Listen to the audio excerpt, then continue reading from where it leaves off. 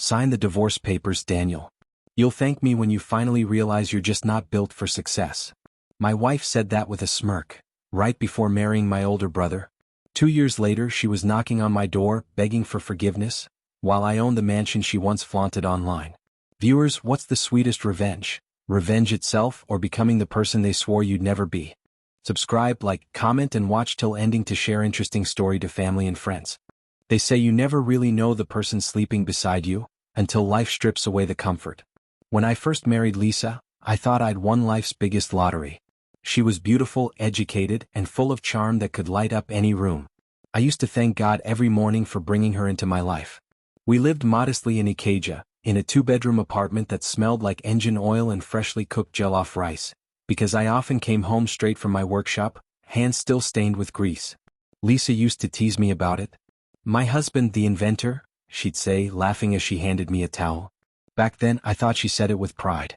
But looking back now, maybe it was sarcasm. I run a small mechanical workshop where I'd been working on a prototype for a solar-assisted generator, something that could power homes cheaply and reduce fuel dependency. It wasn't making money yet, but I believed in it. Every spare naira went into research, testing, or new parts. I didn't mind living simply. I thought building something meaningful was more important than showing off. Lisa didn't see it that way. At first, she was patient. But as months went by, I began noticing subtle changes. Designer clothes replacing her old dresses, new friends who spoke more about vacations than values. She started comparing us to others, to my older brother, Richard especially. Richard had everything I didn't: money, cars, and that cocky kind of confidence that draws attention. He ran an import-export business and loved to brag about it. One evening, my family gathered at our mother's house for Sunday dinner. Richard showed up in a brand new Lexus, wearing a wristwatch that could probably pay 3 months of my rent. When he saw me, he smirked. "Still chasing your mechanical dreams, little brother?" I smiled. "Still chasing more cars, big brother?" He laughed, but I could tell Lisa was impressed by his success. She barely touched her food that night. Her eyes kept following him, the way he talked, the way everyone listened. When I mentioned my generator prototype, Richard chuckled and said, "You're wasting time, Dan. Nigeria isn't ready for all that. Be realistic." Everyone laughed, except me. On our way home, Lisa was quiet. I thought she was tired until she said softly, "Maybe Richard's right. You have talent, but dreams don't feed people. Love can't pay bills forever, Daniel." Her words stung more than she knew. That night, I lay awake, staring at the ceiling fan spinning lazily above me, wondering if ambition meant becoming someone else. I told myself it was just frustration talking, that she'd come around once my work paid off. I didn't know it then, but that dinner marked the beginning of the end, the moment my wife stopped seeing me as her husband and started seeing me as her failure. After that dinner, something in Lisa changed, or maybe I just started noticing what had always been there. She became quieter around me but louder everywhere else. She began attending networking events and business conferences she never used to care about. Her wardrobe transformed overnight: sleek gowns, bold perfumes, new heels. She said she was rebranding herself. I wanted to be proud of her, but something about it felt distant. I kept telling myself it was normal, that every marriage goes through rough patches. So I worked harder, thinking that success would fix everything. I was in the workshop from dawn till dusk, chasing perfection on that generator. When I got home, she'd already be asleep. Or pretending to be. Then one evening, while I was tightening bolts on the prototype, Richard called. "Bro, how's the invention coming?" he asked. His voice sounded too casual. I told him it was progressing slowly. He chuckled. "Well, don't kill yourself trying to change the world. Lisa was just telling me how busy you've been.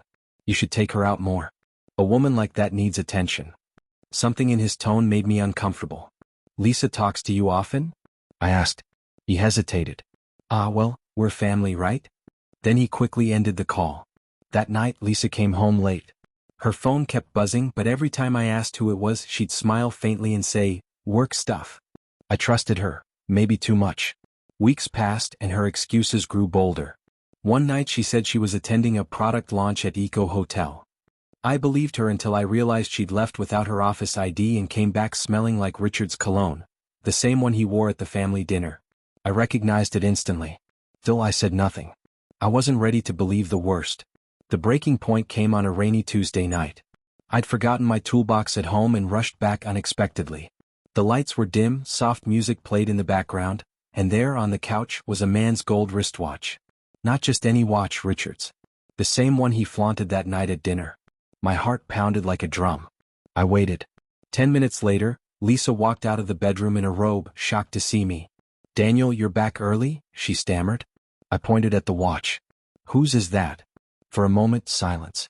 Then she rolled her eyes and said coldly, "You're imagining things again. Maybe you should focus on your generator dream, instead of playing detective." "Lisa, don't lie to me," she snapped. "You think I'd cheat on you with your brother? Don't be pathetic, Daniel. You're just jealous. He's everything you'll never be, ambitious, successful, confident." Her words hit harder than any slap could. I walked out into the rain that night, no umbrella, no direction, just the sound of my own heartbeat and thunder in the distance. I didn't confront Richard. I didn't tell anyone, because deep down I already knew. I'd lost my wife, and my brother, in the same breath. After that night, the silence between us became its own kind of war. Lisa and I barely spoke. We moved around the same house like strangers who accidentally shared an address. I tried to pretend things could still go back to normal, cooked her breakfast, left notes on the fridge, even offered to take a weekend off work. But she had already checked out of our marriage. Her eyes told me the truth every time they avoided mine. Then one Friday evening she dropped the bombshell. I came home from the workshop and saw a brown envelope on the table. My name was typed neatly on it, Mr. Daniel Okafor. Inside were divorce papers. I stood there staring, my hands trembling. When she walked out of the bedroom, I asked quietly, "Why?" She sighed as if I was an inconvenience. "Because I'm done, Daniel. I can't keep living like this. You have no ambition, no drive. You think love and big dreams are enough, but I need more. I need stability. You're holding me back." I wanted to scream, but the words refused to come. "After everything I've sacrificed for us?" She shrugged. "You call struggling a sacrifice. I call it wasting my youth." That night I packed a small bag and left. I didn't beg. I didn't fight. I just signed the papers 2 days later. A month passed, quiet, empty, torturous. I tried to drown myself in work, but my mind wouldn't rest. Every sound in the workshop reminded me of her laughter. Every smell of perfume passing by on the street reminded me of betrayal. Then one afternoon my phone started vibrating nonstop. Messages poured in. My heart froze as I opened them. Photos. Videos. Headlines. "Congratulations to the newest power couple. Richard and Lisa Okafor tie the knot in a lavish Lagos wedding." My brother. My wife. I sat there staring at the screen, feeling my chest tighten. Richard's arm around her waist. Her smile, the same one that used to make my bad days better, now belonged to him. The wedding looked extravagant. Designer suits, luxury cars, a high-end venue dripping in gold decor. And there they were, cutting a cake shaped like a crown.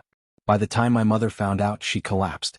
I remember carrying her to the hospital that night, rain pouring outside, my shirt soaked in sweat and grief. The doctor said it was hypertension, triggered by emotional shock. Richard didn't visit her. He told my aunt on the phone that Daniel is poisoning her mind. That was the moment something inside me broke, but not in defeat, in resolve. I made a promise to myself as I sat beside my mother's hospital bed, holding her frail hand. I would not confront them. I would not curse them. I would not even hate them. I would rise, silently, patiently, until the day they wished they had never underestimated me. That was the night Daniel Okafor died, and the man I was meant to be was born. They say time heals, but I've learned it doesn't. It only hardens you until pain becomes part of your muscle memory. After the divorce, I lived like a ghost. Days blurred into nights. The sound of engines and metal clanks in my workshop became my only companions. I spoke less, ate less, and slept in fragments. But grief has a strange way of burning out and leaving behind something stronger: focus. I decided to pour every ounce of my pain into the only thing that hadn't betrayed me: my invention. The solar-assisted generator had always been my dream, but now it became my mission. I wanted to prove, not to Lisa or Richard but to myself, that I was worth something. I started sleeping in the workshop, soldering wires and testing circuits long into the night. My hands would blister, my eyes sting, but I didn't stop. That's when Chioma entered my story. She was an electrical engineer who had worked at a small renewable energy firm. She came by one afternoon to fix her car battery, and while waiting she saw my prototype on the workbench. Instead of dismissing it like everyone else, she studied it carefully and said, "Daniel, this design has potential, real potential." Her words hit me like sunlight through a dark room. For the first time in months, someone saw value in what I was building. We began working together after hours. Chioma was sharp, disciplined, and curious. Where I lacked resources, she brought structure. Where I saw obstacles, she saw possibilities. Slowly, the generator began to evolve. More efficient, more stable, more market-ready. But our biggest hurdle wasn't the invention, it was funding. Investors wanted quick profits, not long-term solutions. Some laughed at us, others politely dismissed us. I remember one saying, "You can't power Nigeria with dreams, young man." But Chioma kept me going. "Let's make it so good they can't ignore us," she'd say. We entered a local tech incubation program in Yaba, a small startup hub that supported innovative ideas. The first day we pitched, I was nervous. My voice shook as I explained the concept, but when I finished, the room was silent. Then one of the judges leaned forward and said, "If this works, it could change everything." That sentence changed everything for me. They accepted us. They gave us space, tools, and mentorship. For the first time in my life, I felt like I belonged somewhere, like I wasn't just chasing a fantasy. Months passed and the prototype became a fully functional product. We named it EcoDrive, a generator that could run 48 hours with minimal fuel, assisted by solar power. When we unveiled it publicly, the response was overwhelming. Local news picked it up. Orders started trickling in. Then partnerships. Then recognition. I went from being Lisa's unambitious husband to the CEO of EcoDrive Energy Ltd. I didn't post about it. I didn't brag. I just kept building, quietly, steadily, waiting for the day my success would speak louder than their betrayal. And deep down, I knew that day was coming. Success has a strange silence to it. When you're struggling, everyone has something to say, advice, pity, even mockery. But when you rise quietly, the world starts whispering your name before you even walk into a room. 2 years after the incubation program, EcoDrive Energy Limited had grown beyond my wildest dreams. We secured contracts with private estates and small industries across Lagos. I was featured in TechPoint Africa and later invited to speak at a renewable energy conference. But I never made noise about it. I just worked and let the results speak. Then one day, poetic justice came knocking, softly like an old friend. I was in my office reviewing proposals when my secretary walked in. "Sir," she said, "someone's here to see you, he says it's urgent." When she mentioned his name, I froze. "Richard." He walked in wearing a faded suit and forced a smile. The confident swagger he once had was gone. His face looked older, his eyes tired. He sat down uninvited, sighing heavily. "Daniel, I know this might sound strange, but I need your help." I leaned back in my chair. "Help?" He nodded. "My company's in trouble. A few deals went bad, some debts piled up. Investors pulled out. I'm trying to rebuild. Maybe if you could invest or partner with me, I could." I raised my hand. "You want me to invest in you?" He swallowed hard. "Look, I know we've had differences, but family is family. I'm not asking for charity. I'll pay back with interest." For a long moment, I just looked at him. My brother, the man who had mocked me, stolen my wife, and humiliated me publicly. Yet here he was asking for help. I stood up, walked to the window, and said quietly, "Do you remember when you told me I was wasting time chasing dreams? You said ambition meant money and power. I guess we had different definitions." He didn't respond. I turned back to him. "I'll give you a loan, Richard. But it'll be strictly business. Legal agreement, repayment terms, everything formal. No shortcuts." He agreed immediately. Desperation makes even the proudest men humble. He signed the papers that day. 3 months later, he defaulted. He couldn't pay back a single naira. Legally, I repossessed his properties, including the mansion he once flaunted online, the same one Lisa used to post on Instagram with captions like #BlessedLife. When my legal team handed me the keys, I didn't feel triumph. Just closure. A few days later, Lisa texted me for the first time in years. "Daniel, can we talk? I made a mistake. I miss you." I didn't reply. But deep down, I knew the universe was setting up the final act, not for vengeance but for truth. Their empire was crumbling brick by brick. Mine was just beginning to rise from the dust they left me in. When people talk about revenge, they imagine fire, rage, shouting, destruction. But the sweetest kind of revenge isn't loud. It's quiet. It's calm. It's standing tall when the ones who broke you can barely stand at all. Months passed after Richard defaulted on the loan. I focused on expanding EcoDrive. We opened new branches in Abuja and Port Harcourt. I traveled often, gave talks, and worked with government agencies. My life felt full again, not perfect but peaceful. Then one evening I got a call from my mother. Her voice trembled. "Daniel, Lisa came to the house today, she said softly. She was crying. For a few seconds I couldn't speak. Lisa. The woman who once told me I wasn't ambitious enough. I drove to my mother's house that weekend. When I got there, I saw Lisa sitting on the porch, thinner, pale, eyes swollen from crying. The woman who once demanded diamonds now wore a plain dress and slippers. Time had humbled her. When she saw me, she stood slowly. "Daniel," she whispered. I didn't respond. I just looked at her, and for the first time I didn't feel anger. Just pity. She wiped her eyes. "Richard's gone," she said. "He lost everything, the house, the cars, even his company. And now he's drinking. We're done." Silence. Then she added, "I came to say I'm sorry. I thought I was chasing a better life, but I was only running from my own emptiness." I took a deep breath. "Lisa, you didn't destroy me. You built me. You just didn't stay long enough to see what you started." Tears streamed down her face. "Do you still hate me?" I shook my head. "No. Hate is heavy. I dropped it the day I realized forgiveness isn't for you, it's for me." My mother came out with Chioma beside her. Lisa's eyes widened when she saw her. Chioma smiled politely and held my hand, the kind of quiet, genuine affection Lisa never understood. Lisa looked down. "You moved on."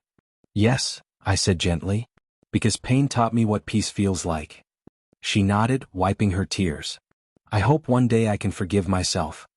"I hope so too," I said, "because regret is a prison I don't wish on anyone." She walked away slowly, her shadow fading with the evening light. I stood there watching, feeling something close to peace for the first time in years. Months later, EcoDrive won a national contract to power rural hospitals. During a live TV interview, the reporter asked, "Mr. Okafor, what drives your success?" I smiled and said, "Pain teaches better than pride. I just turned my heartbreak into horsepower." That night, Lisa watched the interview from a small apartment somewhere in Surulere. I'll never know what she felt, but I imagine it was the weight of everything she threw away. As for me, I didn't need revenge anymore. I'd already won, not by destroying them but by rebuilding myself. Subscribe, like, comment and share for more interesting stories.